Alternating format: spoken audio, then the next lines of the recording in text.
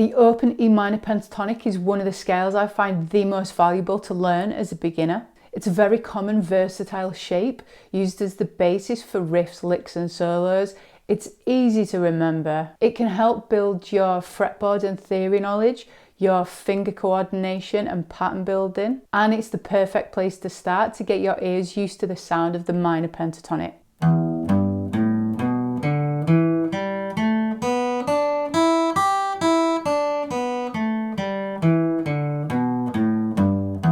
I'm going to show you the finger positions of the scale and then 4 exercises that will help you to drill the shape into your fingers. Now the open position E minor pentatonic incorporates open strings and fretted notes. It's a familiar part of the fretboard if you're used to strumming open chords. So we begin with the open E string. We play the 3rd fret E string, the open A string, 2nd fret A string, the open D string, 2nd fret D string. That's the first octave. That takes us up to another E, but we're going to carry on and play the 2nd octave. I'll recap in a minute. We go on and play the open G, we play the 2nd fret G, we play the open B, the 3rd fret B, the open E, and the 3rd fret E. So that gives us 2 octaves and an extended note here up to the 3rd fret. So the notes that we have in this scale are E, G, A, B, D, E, which is octave number 1, octave being going from one letter to the next letter in the higher register. So we've started on the low E string and we're currently on the E, the next octave up. We carry on to the G, then play A, then a B, then a D, then the final E in the 2nd octave. The common shape that you'll see all over for this scale most of the time continues up to the 3rd fret of the E string, which is actually G, so it's an extension of the scale. So we've done 2 octaves and then we've done an extra G on the end of it. So practice that, and when you've got used to playing it down,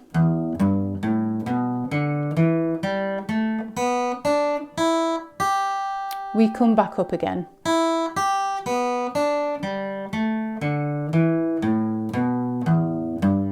You can reverse it coming back down, which would mean you'd play 3rd fret open, 3rd fret open, 2nd fret open, 2nd fret open, 2nd fret open, 3rd fret open. A little bit of info about the pentatonic scale. It consists of 5 notes, which is in the title, penta. It's a 5-note scale. Now the minor pentatonic is 5 notes taken from the natural minor scale. So the natural minor scale has 7 notes, 8 including the octave, but we're dropping 2 of them. So it's given us 5. It has a formula associated with it, which we'll dig into deeper in a future, more theory-based lesson. But for today, the formula is 1, which is the E, the root note.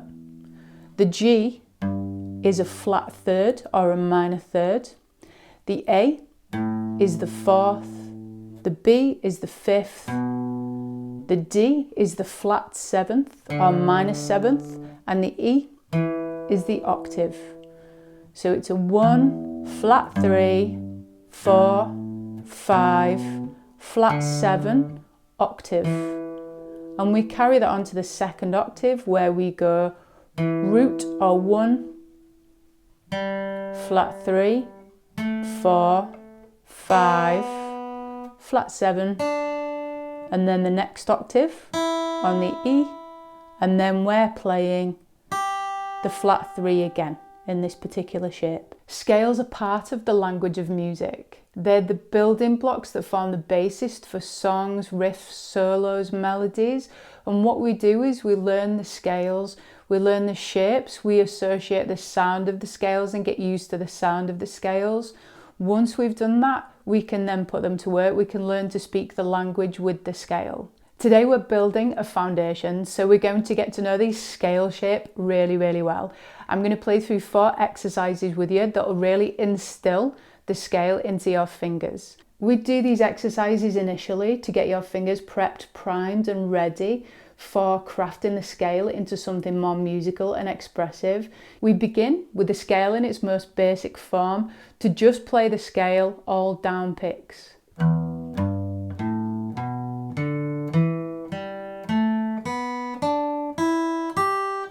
And reverse.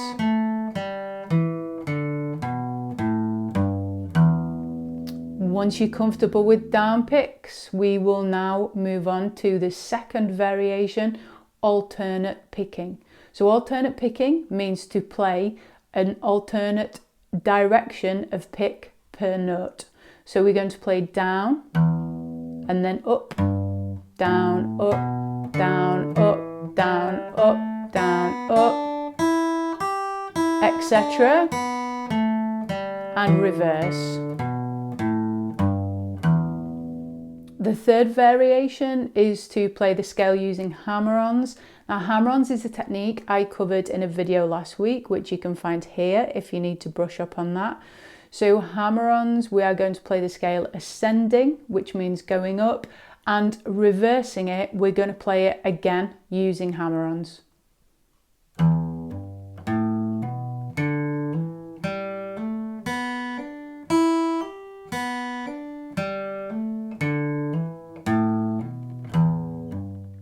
The fourth variation we have is to play the scale in groups of 3s.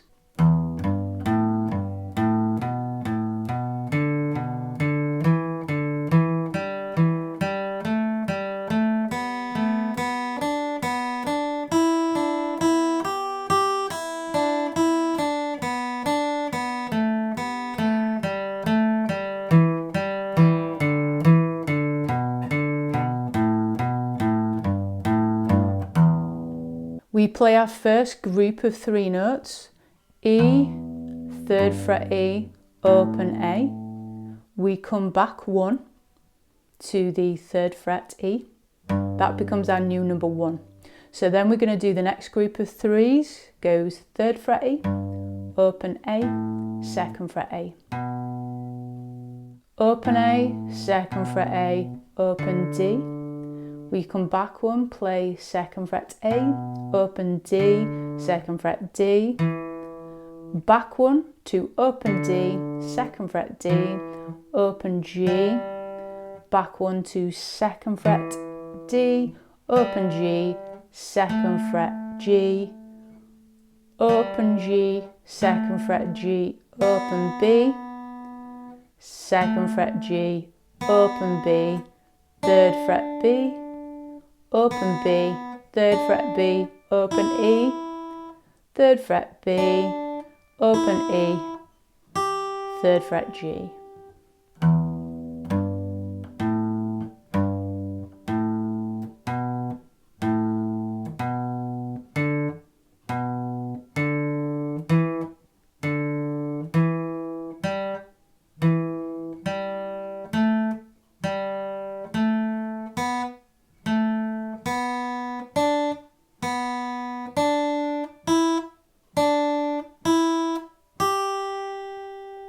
We then reverse this.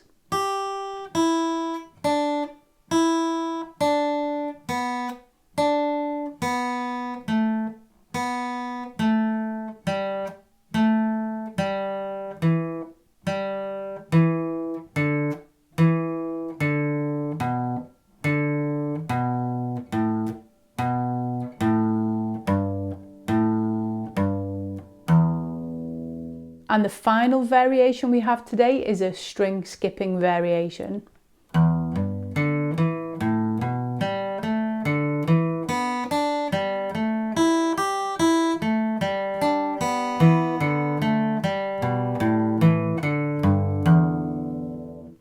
begin this playing the open E, 3rd fret E, jump now to the D string, so miss the A string out, jump to the D, play open D, 2nd fret D.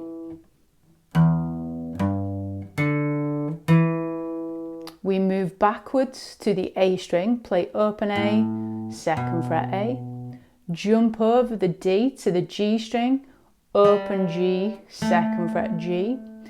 We reverse and go up a string to the D string, play open D, 2nd fret D, and jump over to the B string, open B, 3rd fret B. We go back up 1 string, G string, open G, 2nd fret G, jump over the B to the E and play open E, 3rd fret E.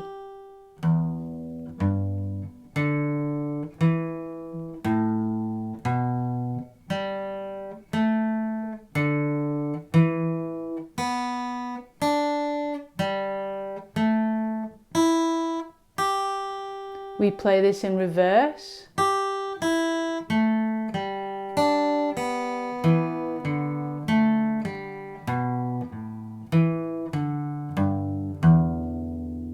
In a sequence, 1 to 5.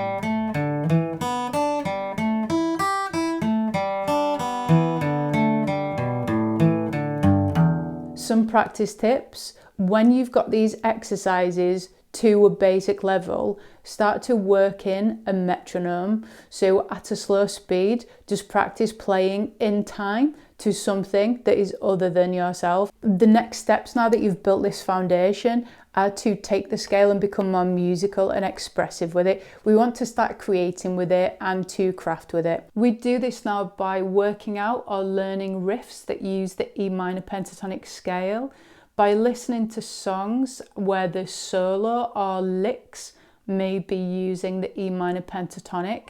It will get your ears attuned to it, but also bring the theory and the sounds to your guitar, and it will become part of the language that you play with.